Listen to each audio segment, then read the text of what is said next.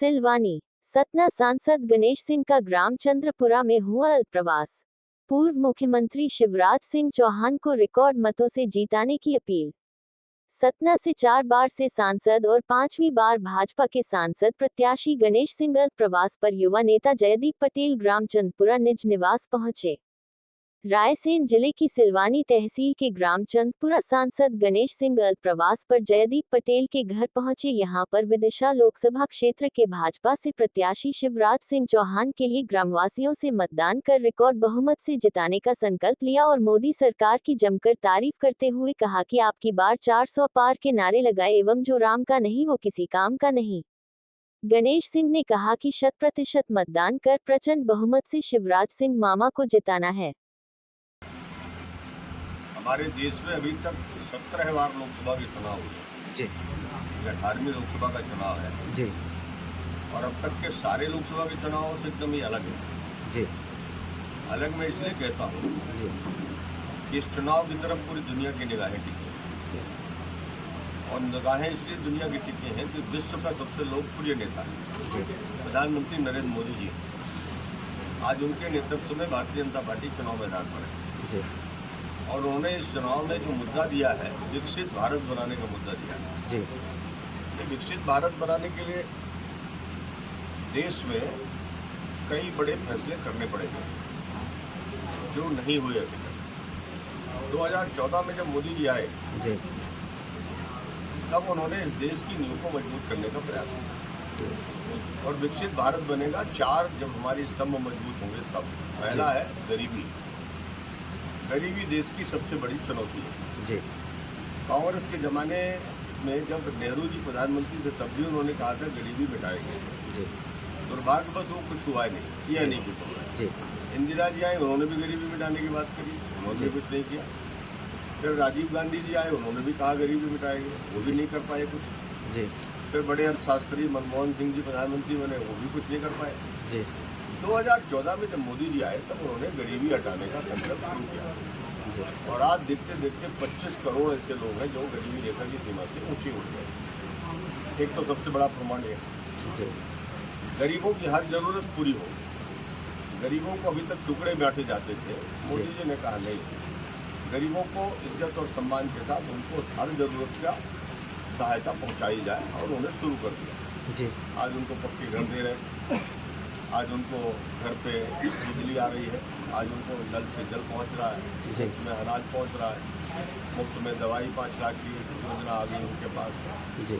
हर घर में शौचालय बन गए, माँ बहन बेटी की इज्जत सम्मान के खातिर जी। रसोई गैस पहुंच गई। आज उनके महिलाओं के खातों में पैसा आ रहा है जी। आज किसान है तो किसानों के खातों में पैसा जा रहा है। आज उनकी हर जरूरत पूरी हो गई। दूसरा स्तंभ है देश का युवा वर्ग। युवा वर्ग सब घर में, सभी समाजों में है, सभी जातियों में। उनको चाहिए नौकरी या फिर रोजगार जी। मोदी जी ने कहा कि आत्मनिर्भर भारत बनाऊंगा। सरकारी नौकरियां तो ऑनलाइन है सब जी, जितनी है वो भर्ती हो रही हैं जी। और लगातार नियुक्ति पत्र भी बांटे जा रहे हैं जी। लेकिन आत्मनिर्भर भारत बनाने से हमारे पास इतनी बड़ी संख्या में नए रोजगार सृजित होंगे और नया पूंजी निवेश होगा तो नए रोजगार भी आएंगे जी। तो उस दिशा में भी काम मोदी जी ने शुरू किया। तीसरा स्तंभ है देश का किसान। किसान मजबूत होगा जी तो देश मजबूत हो जाएगा। इसलिए मोदी जी ने शुरू किया किसान की आमदनी को बढ़ाओ जी। 2 गुना से 4 गुना करो, 4 गुना से 8 गुना करो और इसकी गति तेज करने की जरूरत है जी। चौथा है देश की नारी शक्ति जी। नारी शक्ति हमारे देश की आधी आबादी है जी। अगर नारी शक्ति मजबूत हो जाएगी जी तो समाज मजबूत होगा और उससे फिर देश मजबूत होगा जी।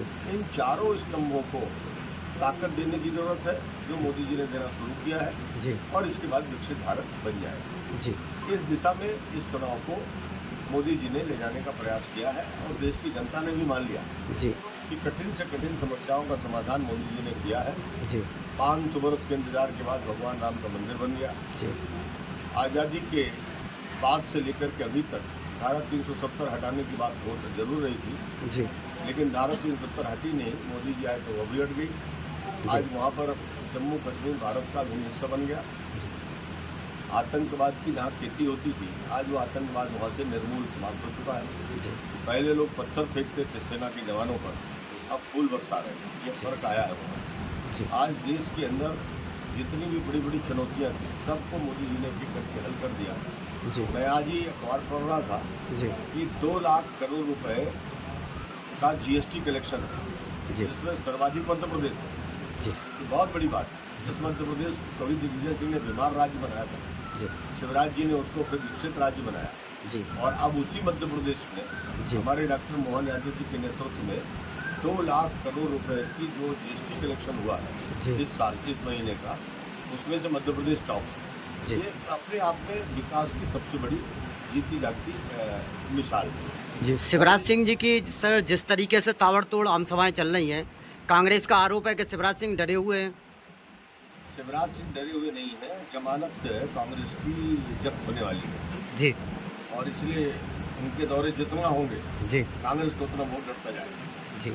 आपके सतना से रामपुर बघेलन से दिनेश कुमार त्रिपाठी जी को नौसेना का चीफ बनाया गया, इस पर क्या कहना चाहेंगे आप? हम सबको बहुत गौरवान्वित किया उन्होंने उस धरती को, जी। गाँव को, मौड़र गाँव है उनका, जी हमारे जिला का, हमारे लोकसभा क्षेत्र का गाँव है, जी जी और हम लोग बहुत गौरवान्वित महसूस हुए हैं जी जब उनको सेना प्रमुख बनाया गया। जी उनको हमने बधाई दी है। जी हमारे बिंद के ये कैसे युवा निकले हैं जी जिन्होंने पूरे देश और दुनिया में नाम रोशन किया है, जी, और मैं उन्हें बहुत बहुत बधाई देता हूँ। ठीक है जी, धन्यवाद।